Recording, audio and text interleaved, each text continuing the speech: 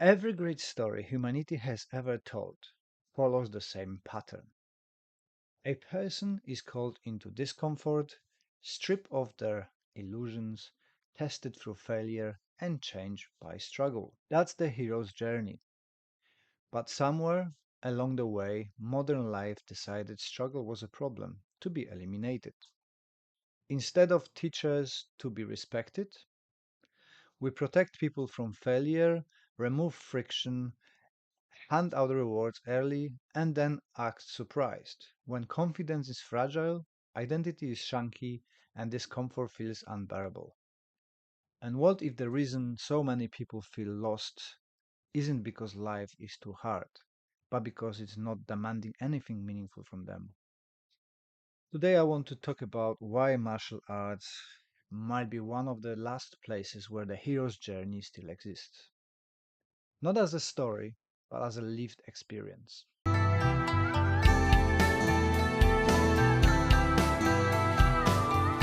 Welcome to another episode of Anxious Black Belt, podcast that focuses on karate, mental health, and everything in between. I hope you enjoyed that opening monologue a little bit. As always, struggle to read without noticing, but I hope it didn't go too bad. The reason I'm talking about it today is based on few conversations with my friends recently. People who teach martial arts, people who teach music, people who do work with a future stars in different areas of life, and a theme coming through. Make gifting easy with Benson and Clegg. Handcrafted cufflinks, luxury accessories, and a proper British style. Trusted since the 1930s by royalty. Get 15% off with code Karate15, exclusively for Anxious Black Belt podcast listeners. Shop now at bensonandclegg.com. Is that got lots of people coming in very entitled, very difficult to work with them, where you have to put an effort in. They want instant gratification, instant results, and instant fame or whatever proficiency they want to achieve. So people coming in and they very disappointed if they are not good enough because they come in with the conviction that they are the top tier people, and then people just need to appreciate them and go through. And that kind of spills over to all of the areas of life. I'm going to start with saying that when I left my full-time job in a marquee business, which was very physically demanding and challenging, you had to work early mornings, late evenings, and so on. People coming to join us, people who came to replace me, people who came to the business around it. It's just like a big business unit with different companies going around. And I still coming there for tea and coffee, sometimes visit and keep the friendship going and kind of keep the contact and connections. Complain about the same thing in the modern life, that they cannot find hardworking people anymore. One example was that there's a company who does a manual job. You're putting a screws, bolts, nuts, and everything together for a medical grade apparatus. And they had a few young people coming in. They turn up 2 days. They start at 6 o'clock in the morning, so quite early, and they're working till 12, 1, 2 o'clock. It's a boring job. I couldn't do it. You just put the things. It's very repetitive, but it is a quite an easy job to do. And people coming in for a couple of days and saying that, can I work only 3 days because this is too difficult. Early mornings, I can't cope with it, and they quit. In a marquee business, people coming in and realizing that you have to carry a heavy hardware, you have to connect stuff, you have to work in the rain, and people just can't cope with this and move away and stop working, looking for something else. Or they're coming in with a belief that they should be starting from a manager's position and be rewarded for just being there within the company instead of building themselves up. And kind of, I think that's the upbringing now. I think it's changing a little bit now. Good example is my child's school. When my son went to the school, first couple of years, it was all participation rewards, no losers, no winners. And I think this is harming children. We need to be learning a stress. We need to go through the challenges. This is our hero's journey. We don't need to be tested and challenged like in a mythological stories when you nearly brushed up with a death, miraculously either survive or not. If you survive, you come out better. This is, I think, a bit too harsh, but there should be element of failure, experiencing stress, and learn how to cope with it. So going back to my kids' school, they've changed now. Now only the reception have a participation um, rewards because the young children are not able to regulate their expectations and feelings. So it's difficult for a 6 year old to understand that they are winner and loser. So there's a participation awards. Everybody got the medal and stuff like that. But from the first year, they're introducing in sports winners, second place, third place, and losers, but they try to explain to children this is the reality you're going to be living in life. You're going to go to work. Not everybody's going to be successful. You're not always going to do things right, and if you put the effort, there is more chances that you're going to be on top instead of being uh, a person who's losing or had the failure. And I think that sports, I'm going to be talking on from the point of view of karate because this is what I do. This was my hero journey. This is where I learn a failure, overcoming my anxiety, overcoming my disappointments, and putting the effort and through all what I went through made me the person I am now and allow me to do what I do now. So I spoke about a challenges and control failure in karate before. If you would like to watch the podcast or listen to the podcast, go to the episodes, find it. If you're watching on YouTube, banner up the top or description down below when I'm going deeper into a control failure and challenges and how that impacts mental health. But in this one, we're going to talk about a that journey, right? So every person needs to experience a failure. Every person needs to experience a challenges. Every uh, person needs to uh, ex- express, not express, experience. That's the word I'm looking for. Experience the hardship of achieving something. Things that are given on a plate, people don't appreciate. We had approach with our children that they need to work for their money. Max started from 3 years old, helping me with all sorts of stuff, doing washing up and stuff like that, if he wants money for something. Obviously, it doesn't have to do for everything. There are gifts and rewards and stuff like that. But from the very young age, he's been taught to put the effort in. And we also allow him to fail. Um, if you've got like a smaller, he does a lot of drama. He does a BJJ, and best example comes from the martial arts again. He couldn't make the grading last year. Everybody else done it. He had examination on his music skills, and so we missed the uh, examination for his belt in BJJ.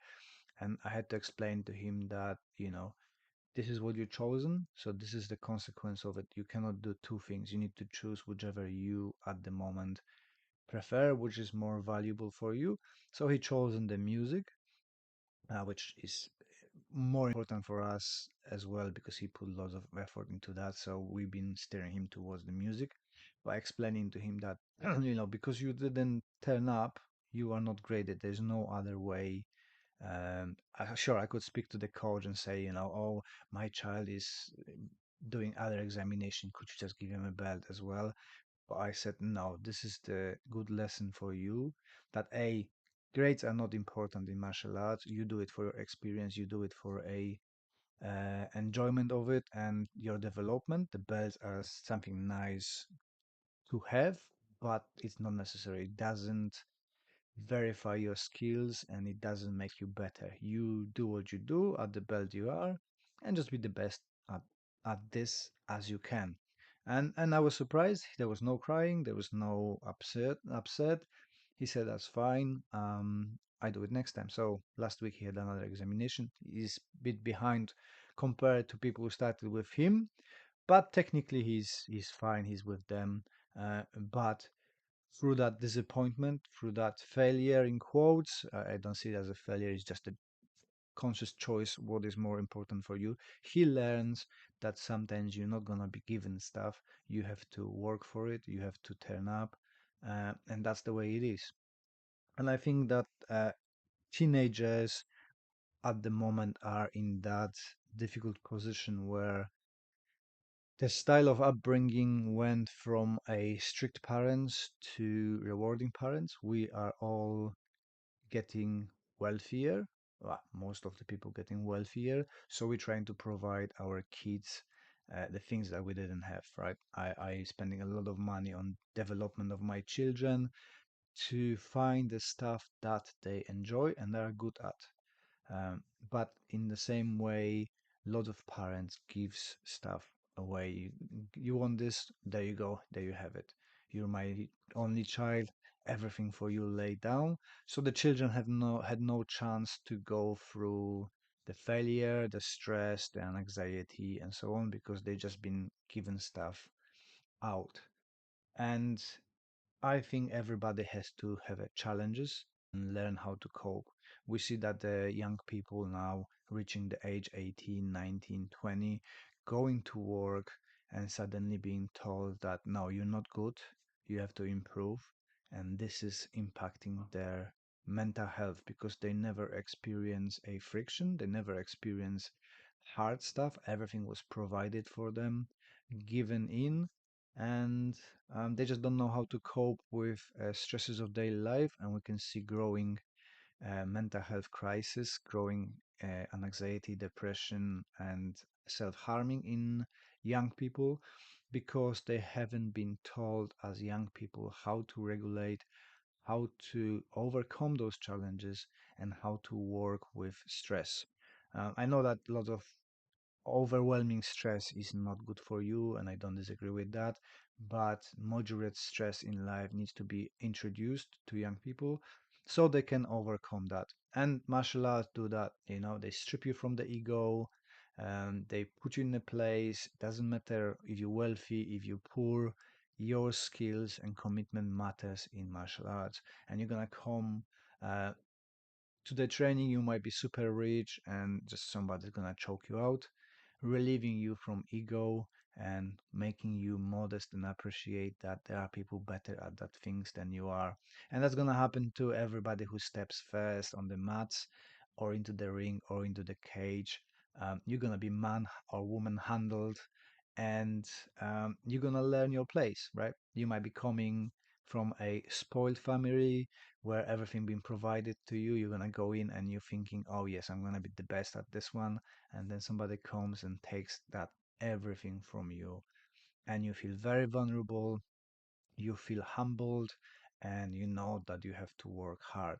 And this is the beauty of martial arts. You've got that hero's journey with the right pressure and the right coach that is allowing you to grow, learn the failure, experience the sometimes humiliation, not in a bad word, but you do something. And I felt that a lot, that people are going to be judging me because I failed to do something and I put on myself that humiliation. But then you work harder and next time you do it better, and that feeling goes away. And growing through the hardship with other people, you see how people grow. You've got your coaches who went through the same journey. They struggled through years. Now they're teaching, they're on the top level of the martial arts, and you can see how that changed them. They might have come to the class as a naughty teenagers, and then been put in a place, taught how hard work makes the change for you, and grown to be a valuable members of the society, good teachers that can educate and show what you can achieve through the hardship of martial arts. And plus, if somebody wants to take your head, there's nothing to think about else that just that activity, which helps with the focus. You go into the work later, you've got a task, you focus on this, nothing else matter. I need to do that. This is my challenge, like sparring, like grading, like competition or a display. I need to do that. I know how to focus. Martial arts told me to be in a zone, do my task, do it the best I can. If I fail, there's another time I can work with that and I can be better. So I think putting your children into a class makes a very good tool for them to experience all those hardships, stresses of life, and prepare them for future going into the workforce, running their own company, dealing with a friendships, with relationships, where undoubtedly you're gonna experience a disappointment, a stress. I think everybody who is in a relationships know how much it takes to balance the equilibrium in a relationship so it doesn't go sideways. It's very easily to feel overwhelmed, very easily to feel not valued and miss that communication, and then the problems arise. At work as well, you go in and your attitude can be, I deserve this, I should have that, where probably not gonna be welcomed. But if you come in with the humility and ego put away, and I just want to be the best I can, I'm willing to learn, I'm willing to work hard, then you're gonna have a much rate of success. And this is what we need to teach young people through the martial arts. And even some adults coming in, they think that, I'm gonna be the best, I am the best, I see red and I can fight. And then the first lesson, they have a clash with reality and getting humbled and a relief of that ego. And they can start building themselves more resilient, more bulletproof in life. And I think this is the beauty of martial arts. And I think that the martial arts are the kind of one of those activities that still provide that hero's journey when you're gonna go and struggle, learn through it, go through and be better person. And certainly, all the stuff that happened in my life, it was not necessarily pleasant, but it builded me up, and karate helped me a lot in becoming the person who I am, where I can now go around the world, teach people martial arts. I wouldn't do that 20 years ago, 30 years ago. My confidence was really low, and martial arts allowed me to uh, build that up, go through the process of failure, being disappointed in myself, being challenged, and learn how to overcoming those challenges. And that I apply in my daily life, in my businesses, in my martial arts, in my kids' life. I might be on the harsher side of the parents. I am demanding, but I think fair, and my kids are not being everything giving on the plate. And one of the good examples is, like I said, my son and daughter have to earn the money for things if they want. And we've been on a party, and one of the children came to the parents and said, I want this Lego, give me now. And the parent says, but hey, this is £100. Well, then take it from your wallet or pay with your phone, and I'm gonna have it. And Max came in and said, "Well, what's going on?" And he said, "Oh, this is the Lego one. Oh, how much does it cost? Oh, it's £100. Oh, that's a lot of jobs. I'm gonna grab something smaller. I would buy something smaller." So being a 9-year-old and having a understanding of value of work, I think it prepares him for work uh, harder in the future, and put a right emphasis on a preparation and valuing the stuff we've got, that we earned. And again, yesterday he had a show and display, and we've been talking about it. He was all week a little bit anxious, so I tried to explain to him that I get anxious every time when I'm going to work. Doing the seminar, you would think that, after 15, 20 years of doing seminars, it's gonna subside, but it is still a stressful experience, and this is a part of your life. Things gonna be stressful. You're gonna go for a interview for work. That's gonna be stressful. You're gonna have a delivery of some projects if you're working. That's stressful. If you're running your own business, you have to negotiate who you're gonna be working with. This is stressful. You've got your school show. That's gonna be stressful. This is just a part of life, and we need to um, work with this. Self-regulate yourself. Learn how to deal with this, and it just how you perceive it. And I learned that through the martial arts when I started to be anxious of something, let's say competition. You can talk yourself into it. I think the science, even I'm not a scientist, so I heard somewhere that the compound of anxiety chemically is very similar or the same as a excitement. So we're trying to rewire my brain, and I also advise my kids to think about it. Am I really stressed about it, or am I excited about it? If I can steer my mind towards excitability, then that's a different thing altogether, because I'm excited. I'm gonna go. I'm gonna speak to the stay on the stage. I'm gonna get the standing ovation after if I put my work. If you haven't done the best, then that's probably gonna be an anxiety, because you know that you maybe didn't put all the work for preparation. But mostly it is our brain getting confused. And if you steer, especially the children, it helps them that you're excited going to school, you're gonna see your friends, you're excited to sing because there will be other people looking at you in awe, and they're gonna be clapping, and they're gonna be helping you, and they're gonna be supporting you. So through martial arts, we can build that as well. If you've got a good teammate culture in your martial arts, that each student support the other, they're building some selves up, they're helping each other. Somebody's failing, don't worry about it. I had a problem like that 5 years ago, and I overcome this. You just have to put more work. And as well, being a role model and showing to people and telling them and showing them their vulnerabilities, it goes a long way. So when we're talking about it, like with my son yesterday, I said, I go through that same. I've been paralyzed when I was younger with the fear of judgment. Never materialized. My head makes it 10 times worse than it is. So we can show that physically through the martial arts when the children learn, didn't work now, it's gonna work later. Put the effort, be humble, put your ego away, work hard, you're gonna be successful. And use that hero's journey for your own benefit. Accept that there will be difficulties, accept there will be challenges. Go through it with your head up and be the best martial artist and the best person that you can be. It's not always going to be perfect, but you will get there. At Karate for Mental Health CIC, the mission is simple but powerful: to use the discipline, confidence, and community of karate to support people living with disabilities, mental health challenges, and those from disadvantaged backgrounds.